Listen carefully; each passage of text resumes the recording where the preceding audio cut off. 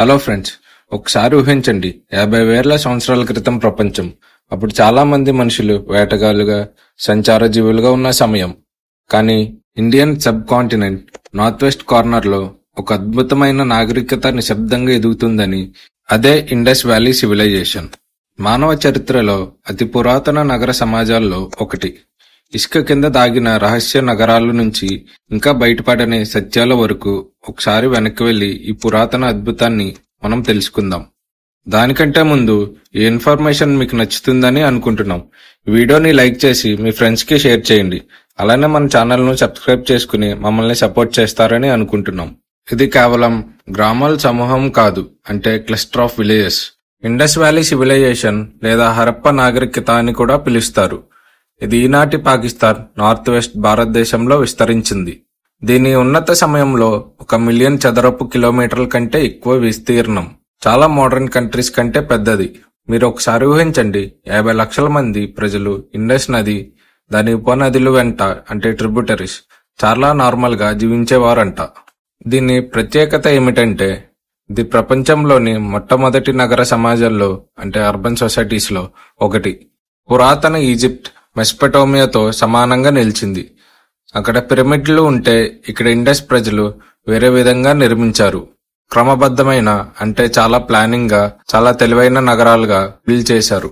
హరప్ప, మొహెంజోదారో తెలివైన నగరాలు. ఇవి కేవలం నగరాలు కాదు, ఇవి రూపకల్పనలో అద్భుతాలు. 1920లో కనుగొనబడిన ఈ శిథిలాలు ఆర్కియాలజిస్ట్ శాస్త్రవేత్తలను ఆశ్చర్యపరిచాయంట. విశాలమైన రోడ్లు సరైన గ్రిడ్లలో అమర్చబడి మోడర్న్ సిటీస్ లా కనిపిస్తాయి, కానీ వేల సంవత్సరాల క్రితం నిర్మించబడ్డాయి. ఇల్లు కాల్చిన ఇటుకలతో అని ఒకే పరిమాణంలో ఒకే నియమావళి పాటించినట్లు ఉంది.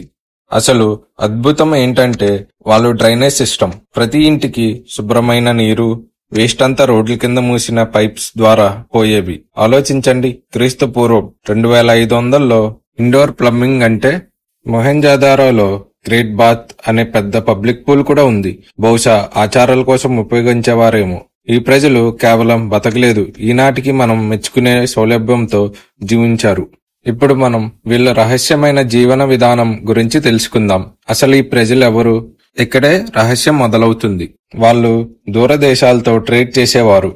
ఇండస్ నుంచి వచ్చిన పూసలు మెసపోటోమియాలో కనిపించాయి. వాళ్ళ సిల్స్ దూర సంబంధాలను సూచిస్తాయి. గోధుమలు, బార్లే, పత్తి పండించేవారు. ప్రపంచంలో మొట్టమొదటి పత్తి సాగుదారులో వీళ్ళు ఉన్నారు. వాళ్ళ మార్కెట్లు సందడిగా ఉండేవి. వెయిట్, మెజర్స్ చాలా ఖచ్చితంగా ఉండేవి. క్రమశిక్షణ కేర్ ఆఫ్ అడ్రస్ అని తెలుస్తుంది, కానీ వాళ్ళ భాష మనకు పూర్తిగా తెలియదు. ఒక స్క్రిప్ట్ వదిలారు. సిల్స్ కుండల మీద చిన్న చిన్న రాతలు రాశారు, కానీ ఇంతవరకు ఎవరో డీకోడ్ చేయలేదు.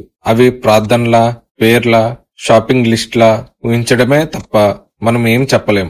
వాళ్ళ కళ, డాన్సింగ్ గర్ల్ వంటి చిన్న విగ్రహాలు అందం, నైపుణ్యం చూపిస్తాయి, కానీ ఇతర పురాతన శక్తుల్లా గొప్ప ప్యాలెస్లు లేవు. యుద్ధాల్లో ఆనవాళ్లు తక్కువ. శాంతి ప్రియులా లేక తమ శక్తిని దాచుకున్నారా? అసలు ఈ అద్భుత నాగరికతకు ఏమైంది? క్రీస్తు పూర్వం 1900 నాటికి వాళ్ళ నగరాలు ఖాళీ కావడం మొదలైంది. వాతావరణ మార్పుల వల్ల నదులు ఎండిపోయాయా, దాడులు జరిగాయా, వ్యాధుల, ఇండస్ నది మార్గం మారిపోయి పొలాలు బీడెక్కాయి అంటే డిజర్టెడ్ కొందరు చెప్తారు. ఉత్తరం నుంచి ఆరియన్స్ రాక ఉండొచ్చని మరికొందరు అంటారు. సత్యం ఇంకా ఇసుకలోనే దాగి ఉంది. క్రీస్తు పూర్వం 1300 నాటికి ఇండస్ వ్యాలీ సివిలైజేషన్ కనుమరుగయింది, కానీ పూర్తిగా అదృశ్యం కాలేదు. దాని ఆలోచనలు, నగర రూపకల్పన, వ్యాపారం, చేతి పని తర్వాత వచ్చిన సంస్కృతుల్లో కనిపిస్తాయి. ఈనాటికి శిథిలాలు తవ్వుతున్న కొద్దీ నిశ్శబ్ద ప్రవక్తలకు మనం ఎంత రుణపడి ఉన్నామో తెలుస్తుంది. ఇండస్ వ్యాలీ సివిలైజేషన్ కేవలం చరిత్రలోనే ఒక అధ్యాయం కాదు, ఇది కాలంలో చుట్టబడిన ఒక పజిల్. ఇంత అభివృద్ధి చెందిన అయినా వినయంగా ఉన్న సమాజం, పురాతన ప్రపంచం గురించి మన ఊహలను సవాలు చేస్తుంది. మీరు ట్యాప్ తిప్పినప్పుడు లేదా క్రమమైన రోడ్ల మీద నడిచినప్పుడు వీళ్లను గుర్తు చేసుకోండి.